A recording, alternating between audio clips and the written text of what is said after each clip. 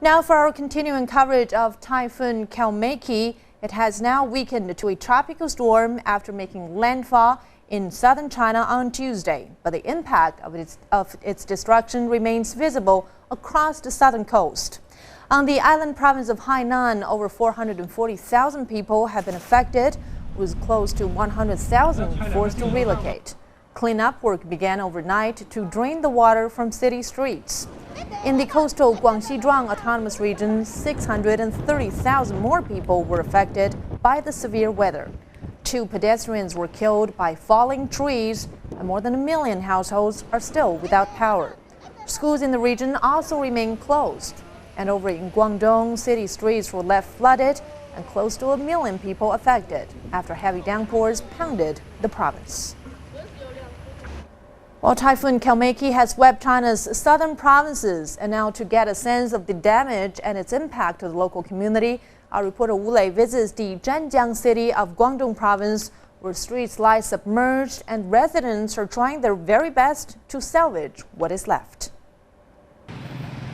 Typhoon Kalmaegi brought strong winds and heavy rains to Zhanjiang city, tearing down trees and causing serious flooding. Now, as the weather conditions slowly improves, it is cleanup time for the locals. Nearly all the stores of the vendors have suffered the flooding for 6 hours yesterday afternoon.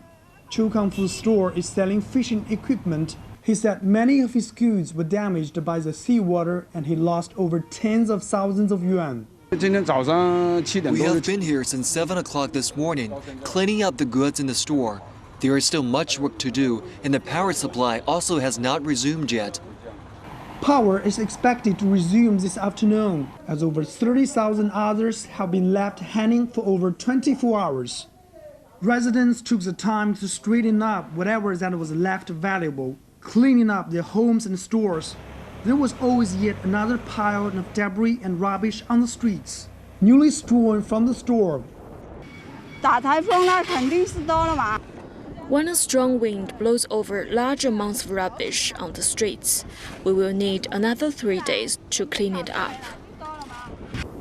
According to the Guangdong Provincial Bureau of Civil Affairs, the total financial losses from the damages have run over 1.3 billion yuan, or over $200 million.